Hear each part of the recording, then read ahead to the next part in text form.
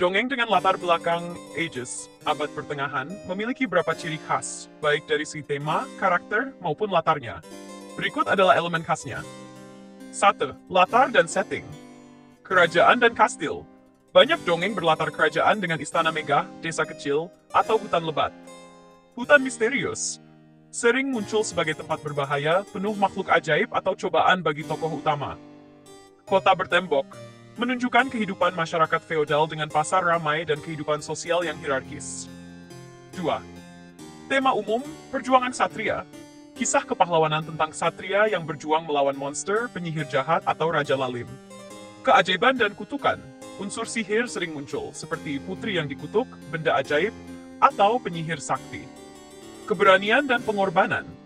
Tokoh utama sering menghadapi rintangan berat dan harus menunjukkan keberanian serta ketulusan hati. Takdir dan ramalan. Banyak dongeng melibatkan nubuat atau takdir yang tidak bisa dihindari. 3. Tokoh khas. Pangeran dan putri. Biasanya menjadi karakter utama atau penghuni istana yang menjadi pusat cerita. Ksatria berbaju besi. Tokoh yang setia pada kode kehormatan, sering berpetualang demi raja atau cinta.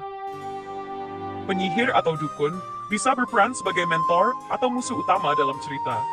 Petani atau rakyat jelata. Kadang menjadi pahlawan tak terduga yang mengalahkan kejahatan dengan kecerdikan. Makhluk mitologi, naga, peri, goblin, troll, dan makhluk gaib sering muncul. 4. Benda dan simbol magis. Pedang legendaris, seperti Excalibur dalam legenda Raja Arthur. Ramuan dan jampi-jampi, digunakan oleh penyihir baik atau jahat. Pintu rahasia dan labirin, tempat tersembunyi yang menguji keberanian pahlawan. 5. Moral dan pelajaran kebaikan akan menang. Meskipun mengalami kesulitan, tokoh baik biasanya menang pada akhirnya. Keserakahan dan kejahatan dihukum. Karakter jahat sering mendapatkan balasan atas perbuatannya. Kesederhanaan dan kebijaksanaan diutamakan. Tokoh yang cerdas atau rendah hati sering menjadi pemenang. Banyak dongeng klasik dari abad pertengahan masih terkenal hingga sekarang, seperti kisah Raja Arthur, Robin Hood, dan Beauty and the Beast.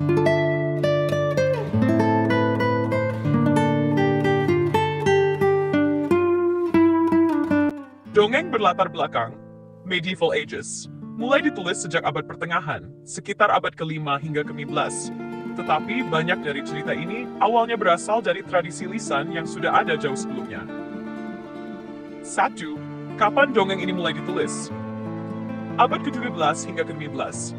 Banyak dongeng dengan latar abad pertengahan mulai dikodifikasi dalam bentuk tertulis oleh para penulis dan penyair. Sumber awal. Kisah-kisah ini sering muncul dalam romansa kesatria, hikayat rakyat, atau mitos lokal yang akhirnya ditulis ulang oleh penulis seperti Geoffrey of Monmouth, abad ke-12, menulis legenda Raja Arthur. Chrétien de Troyes, menciptakan versi tertulis dari kisah Lancelot dan Grail. Giovanni Boccaccio, menulis The Decameron, kumpulan cerita rakyat Eropa. Grimm Brothers, abad ke-19, meskipun jauh setelah abad pertengahan, mereka mengumpulkan dongeng rakyat yang banyak berlatar medieval seperti Rapunzel, Hansel dan Gretel, serta Putri Tidur. 2. Tujuan dongeng medieval. Hiburan. Sebagian besar dongeng dibuat untuk menghibur rakyat jelata maupun bangsawan dengan kisah-kisah heroik dan petualangan. Moral dan pelajaran. Banyak dongeng menekankan nilai-nilai keberanian, kesetiaan, kehormatan, dan keadilan. Propaganda politik dan sosial. Beberapa kisah digunakan untuk mendukung penguasa tertentu atau menyebarkan nilai-nilai ksatria dan kerajaan.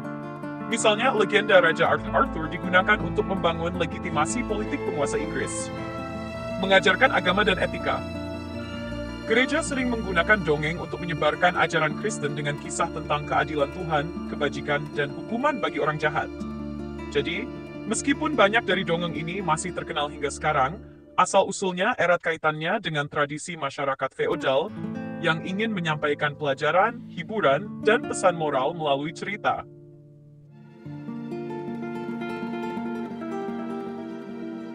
Naga sering muncul dalam dongeng berlatar abad pertengahan karena makhluk ini memiliki makna simbolis yang kuat dalam budaya Eropa pada masa itu. Berikut beberapa alasan utama mengapa naga menjadi elemen penting dalam dongeng medieval. Simbol kejahatan dan kekacauan. Di dunia Kristen Eropa abad pertengahan, naga sering diasosiasikan dengan iblis dan dosa. Bentuknya yang menyeramkan, sering digambarkan dengan sayap kelelawar, napas api, dan mata jahat, membuatnya menjadi simbol musuh yang harus dikalahkan oleh pahlawan. Contoh, Santo Georgius dan Naga, kisah terkenal tentang seorang satria Kristen yang membunuh naga untuk menyelamatkan seorang putri juga melambangkan kemenangan iman atas kejahatan. 2. Ujian bagi ksatria. Banyak dongeng medieval menampilkan ksatria yang harus membunuh naga untuk membuktikan keberanian dan kehormatan mereka.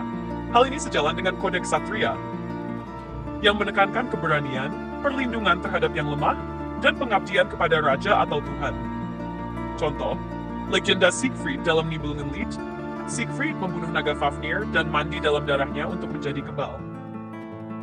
Penjaga harta karun dan tempat suci.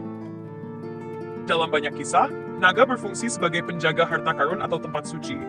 Ini mencerminkan konsep bahwa kekayaan dan kebijaksanaan tidak mudah diperoleh, tetapi harus diperjuangkan dengan keberanian. Contoh, naga dalam Beowulf.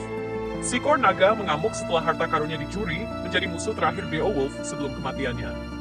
4. Warisan dari mitologi kuno.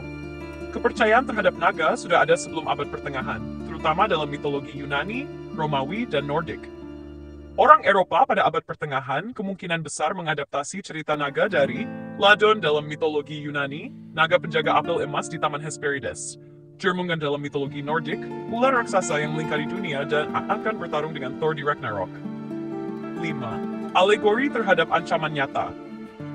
Beberapa sejarawan berpendapat bahwa naga mungkin mewakili ancaman nyata yang dihadapi masyarakat medieval, seperti invasi Viking, Mongol, atau Saracen. Digambarkan sebagai monster besar yang harus ditaklukkan. Penyakit dan wabah.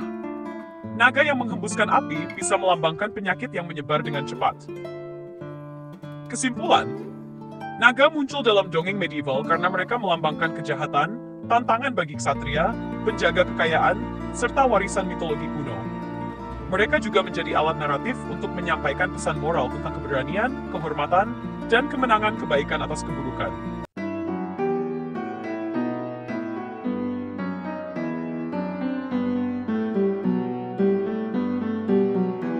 Legenda naga di masa medieval berasal dari berbagai sumber, mulai dari mitologi kuno, pengaruh agama, hingga cerita rakyat yang berkembang selama abad pertengahan. Berikut adalah asal-usul utama legenda naga dalam dongeng medieval. Pengaruh mitologi kuno. Sebelum abad pertengahan, berbagai budaya telah memiliki kisah tentang makhluk raksasa berbentuk ular atau naga. Mitologi Yunani dan Romawi. Ladon, naga berkepala 100 yang menjaga apel emas di Taman Hesperides. Python, ular besar yang dikalahkan oleh Apollo. Hydra, ular berkepala banyak yang dibunuh oleh Hercules. Mitologi Nordik dan Germanic, Jörmungandr, ular dunia yang bertarung dengan Thor di Ragnarok. Fafnir, naga dalam legenda Nibelungenlied yang dulunya manusia, tetapi berubah karena keserakahan. Mitologi Celtic, bangsa Celtic memiliki legenda tentang naga sebagai simbol kekuatan alam dan pelindung tempat suci. Ketika peradaban Yunani Romawi runtuh dan Eropa memasuki abad pertengahan, kisah-kisah ini terus berkembang dan bercampur dengan kepercayaan Kristen. Raya 2. Pengaruh agama Kristen. Selama abad pertengahan, naga sering digunakan sebagai simbol iblis dan kejahatan dalam ajaran Kristen. Alkitab dan Kristen awal, naga merah dalam Wahyu 12 melambangkan setan yang berperang melawan Tuhan. Leviathan, makhluk laut raksasa dalam Perjanjian Lama yang sering dihubungkan dengan naga medieval. Santo Georgius dan naga. Kisah seorang santo Kristen yang membunuh seekor naga melambangkan kemenangan iman atas kejahatan. Cerita ini menjadi populer di seluruh Eropa dan banyak mempengaruhi dongeng ksatria di abad pertengahan.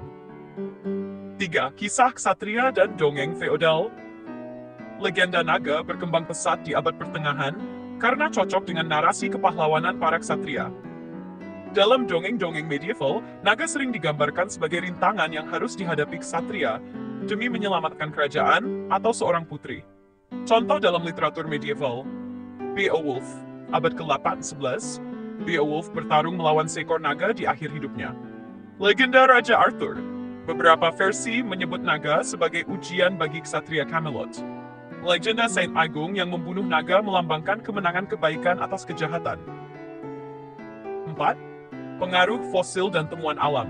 Beberapa sejarawan dan ilmuwan berspekulasi bahwa legenda naga mungkin berasal dari penemuan fosil dinosaurus atau hewan besar di Eropa. Orang Eropa yang menemukan tulang besar mungkin mengira itu adalah sisa naga yang pernah hidup. Beberapa naga dalam legenda memiliki bentuk mirip dengan spesies reptil besar, seperti buaya atau ular raksasa. Kesimpulan: legenda naga di masa medieval berasal dari mitologi kuno, ajaran Kristen, kisah kepahlawanan ksatria, dan kemungkinan penemuan fosil. Campuran dari kepercayaan ini menciptakan gambaran naga yang khas di abad pertengahan. Makhluk raksasa yang melambangkan kejahatan, tantangan, dan kekuatan supernatural yang harus dikalahkan oleh pahlawan.